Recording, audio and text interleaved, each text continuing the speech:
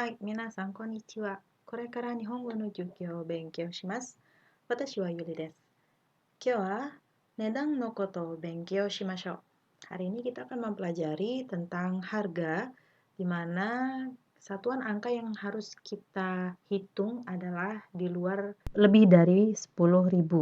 Jadi sebelumnya saya pernah menjelaskan tentang satuan bilangan angka-angka juga, hanya saja terakhir saya jelaskan itu di angka ribuan. Nah, kali ini kita akan lebih daripada ribuan pembahasannya, yaitu di atas 10.000. Kita review lagi, di sini ada angka 100 sampai angka 900, di mana kalau angka-angka tertentu seperti bilangan 300, 600, dan 800 itu spesial pembacaannya.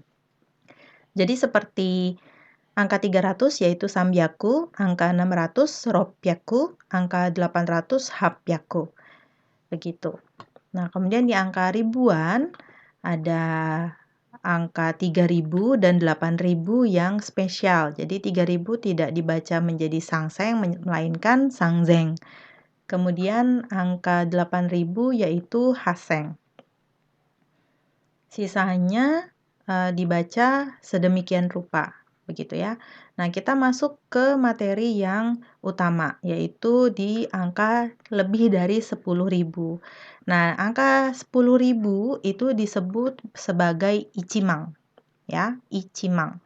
Ichimang ini 10.000. Kemudian setelah ichimang itu nanti dibaca sesuai dengan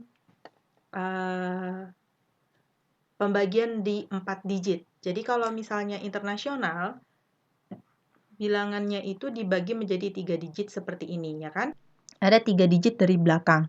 Nah, tapi kalau di penulisan angka di Jepang, Cina, dan Korea, itu dia pembagiannya adalah per 10.000. Jadi ada 4 digit, begitu. Nah, bagaimana menghitungnya? Coba kita lihat contoh yang pertama. Nah, perlu diingat di sini ada angka puluhan, ratusan, 1000, dan 10.000. Nah, misalnya kita punya angka di 10 ribuan yang seperti ini kalau kita bacakan 12.350, ya kan? Kita bacanya per 3 digit. Tapi kalau di Jepang, kita membaginya menjadi 4 digit, ya. Jadi di depan garis yang saya beri ini ada berapa angka? Ada 1, berarti dia disebut menjadi tetap satuan.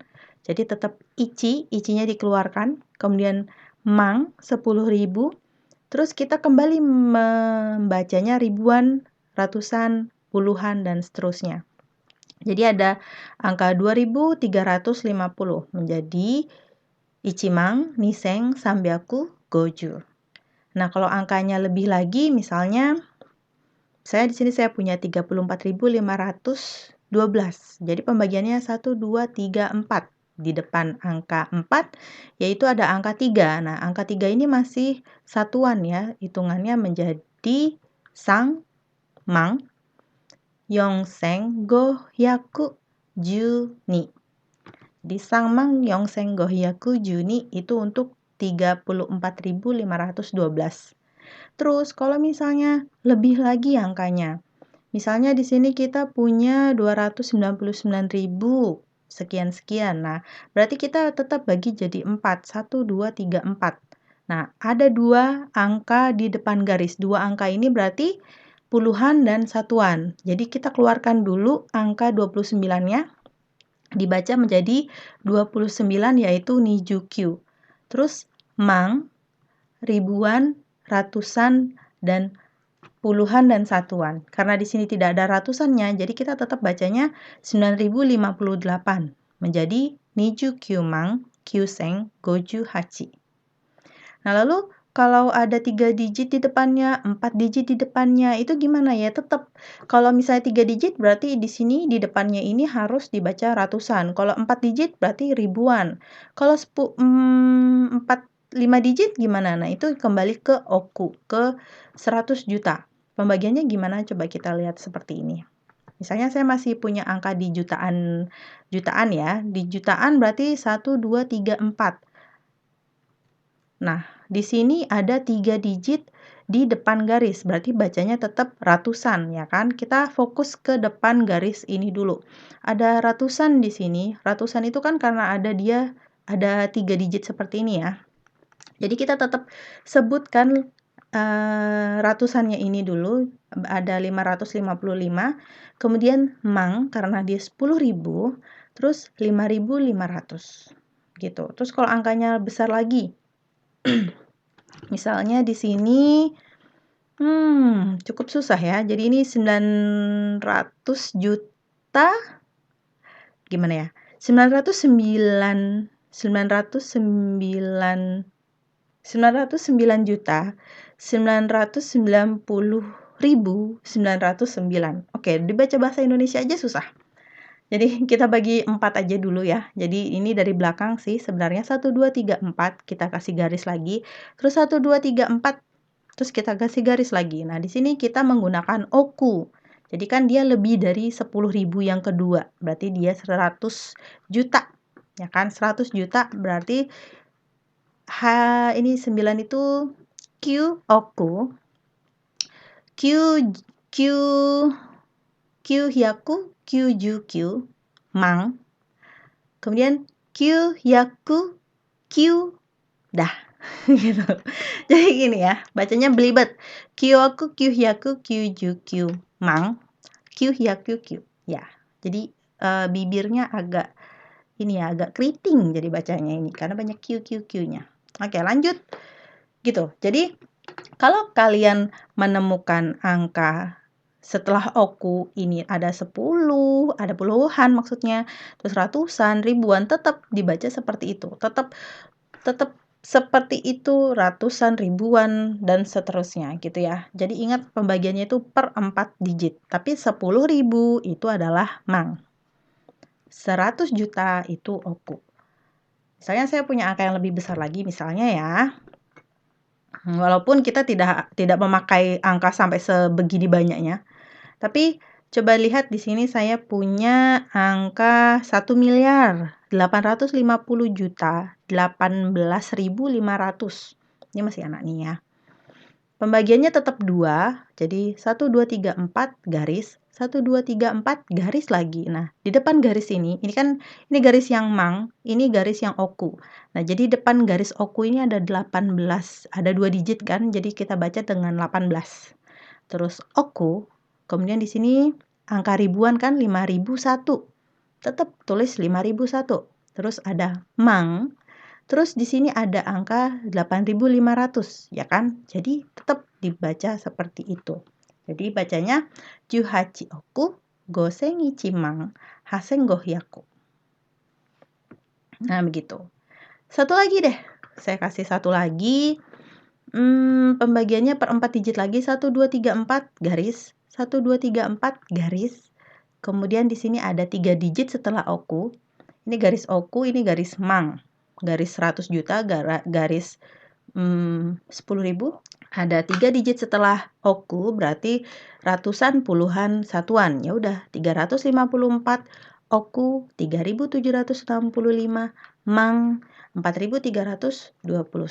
Bacanya Sambyaku goju yong oku sangzen nana hyaku rokujugo mang yongsen sambyaku nijuichi. Ya ampun, susah banget. Iya, memang susah. Jadi kenapa saya pakai trik seperti ini, garis-garis seperti ini? Ini supaya mempermudahkan untuk saya sendiri. Jadi dulu saya belajarnya tuh seperti ini. Jadi dikasih garis-garis seperti ini lebih memudahkan saya untuk membaca angka-angka yang super banyak seperti ini. Nah, kalau misalnya seperti kita aja, kalau kita tidak dikasih 3 digit seperti ini, kita juga nggak tahu itu tuh berapa kan bilangannya. Kalau cuma langsung angka gitu, kita tuh bingung, itu angkanya berapa gitu kan. Anggap aja ini saya hilangkan titik-titiknya. Itu udah bingung banget kita. Nah, jadi dengan garis ini membantu kita untuk mengetahui mana yang mang, mana yang oku. Tapi kalau kembali lagi, kalau saat nanti kalian ujian sekolah ya untuk USBN atau nanti ketika kalian membaca artikel atau apa itu tuh nggak sampai sebegini banyaknya kok, nggak sampai sebegini ribetnya angka-angkanya gitu kan. Apalagi kalau itu harga itu tidak mungkin yang ribet-ribet dengan seperti ini banget, kecuali dengan pajak-pajaknya gitu kan. Nah itu nggak sampai seperti ini. Jadi kemungkinan mang itu masih dipakai, tapi mungkin oku tidak gitu ya. Apalagi untuk ujian sekolah, itu ke oku itu tidak. Jadi kalau masih mang, 4 juta, 10 juta itu masih bisa gitu ya. Jadi jangan terlalu khawatir. Nah, kemudian di sini saya punya contoh kaiwa. Kaiwa itu percakapan dari buku Minano Nihongo jilid 1. Jadi Minano Nihongo jilid 1 di bab 3 halaman 23 saya mengutip percakapan tentang jual beli. Jadi di sini ada Ibu Maria yang pergi ke Depato, jadi ke department store ke bagian wine ya. Wine Uriba itu kayak tempat penjualan wine begitu ya. Nah, kita dengarkan audionya. 会話。これをください。すみません。ワイン売り場はどこですか？地下1階でございます。どうも。すみません。そのワインを見せてください。はいどうぞ。これはフランスのワインですか？いいえ、イタリアのです。いくらですか2500円です。じゃあこれをください。 Hai, seperti itu adalah contoh percakapannya. Jadi di sini Marianya bertanya gitu ya, dia menanyakan sumimasen. Sumimasen tadi permisi, wine uriba wa doko desu ka? Di mana tempat penjualan wine? Gitu. Terus ini bukan tenin bacanya tapi ten in A. Ten in A itu si mbak ini resepsionis ya. Jadi dia bilang chikai ikai de gozaimasu. Jadi chikai ikai wa itu basement first floor. Basement lantai 1. Gitu. Terus Maria bilang makasih. Terus Maria nanya lagi, sumimasen, sono wine wo misete kudasai. Gitu kan? Jadi dia minta lihatkan wine-nya, misete kudasai. Terus dijawab sama ten in B, hai dozo. Terus Maria nanya lagi, kore wa Fransu no wine desu ka? Dia nanya, ini wine dari Prancis kah? Gitu ya. Apakah ini wine dari Prancis? Gitu ya. Terus dijawab, iye, Italiano desu. Bukan, ini wine-nya Italia gitu. Terus Maria nanya lagi, ikura desu ka? Ikura desu ka artinya harganya berapa? Terus dijawab berapa nih? 2.500. 2.500 itu2500 yen desu. 2500 yen desu. And ini artinya yen ya. Jadi bukan yen bacanya tapi eng. Terus ja kore o kudasai. Ya, kalau gitu yang ini deh. Tolong yang ini gitu. Jadi si Marianya ini dia melakukan jual beli gitu ya, dengan menyebutkan harga dan menanyakan harganya berapa. Nah, itu yang mau saya masuk ke materi kita hari ini, yaitu tentang jual beli sebenarnya. Nah, jadi untuk introduce-nya tadi adalah angka, gimana cara baca angka, kemudian kita akan masuk ke pola kalimatnya. Nah, jadi di sini saya punya pola kalimat tentang kata tunjuk ya, pakai kono, sono, ano, terus ada kata benda, terus partikel wa, kemudian harganya. Jadi misalnya di sini saya pakai percakapan langsung aja ya, karena kalau ini kan kalimat statement begitu. Nah, jadi kita menggunakan percakapan, misalnya ano shiroi kutsu wa ikura desu ka? Ano shiroi kutsu wa ikura desu ka? Sepatu putih itu harganya berapa? Terus dijawab 32.500 rupiah desu. 32.500 desu. 325.000 rupiah. Nah, rupiah itu rupiah seperti ini. Biasanya juga ada garis stripnya gini ya untuk rupiah itu ya. Karena rupiah itu akhirannya H, jadi harusnya ada garis stripnya gitu, tapi ada juga yang nggak menulis rupiah seperti itu. Dan terus contoh percakapan yang kedua,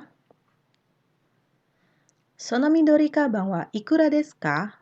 Sono midori kaban wa ikura desu ka? Tas yang berwarna hijau itu berapa harganya? Terus dijawab 19,000 yen desu. Nah, jadi kalau misalnya kita menggunakan pola kalimat yang ini dengan sesuai sama percakapan, misalnya yang percakapan yang pertama ya, percakapan yang pertama ya. Jadi, shiroi kutsu wa 32,500 rupiah desu. Gitu ya, statementnya jadi seperti itu. Shiroi kutsu wa 32,500 rupiah desu. Nah, kalau di statement yang kedua,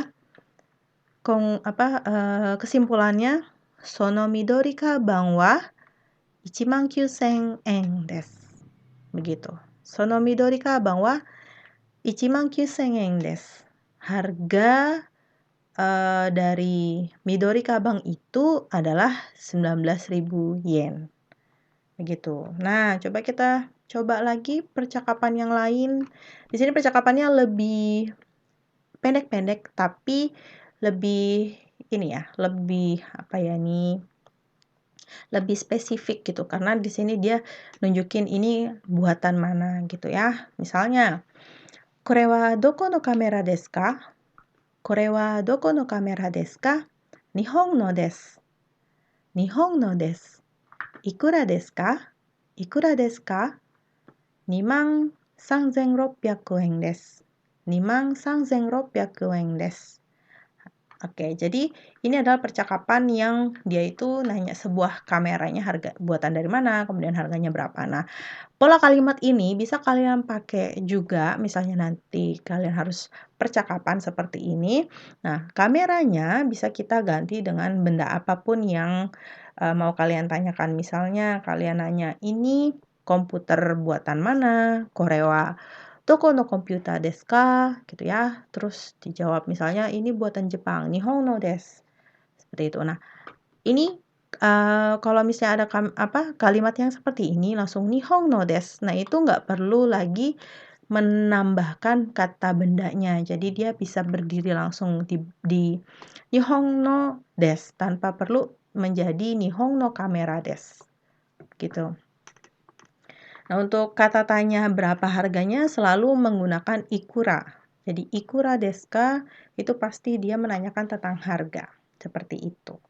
Nah, minasan, bagaimana tentang pelajaran hari ini? Apakah susah banget, susah biasa, atau mudah menurut kalian?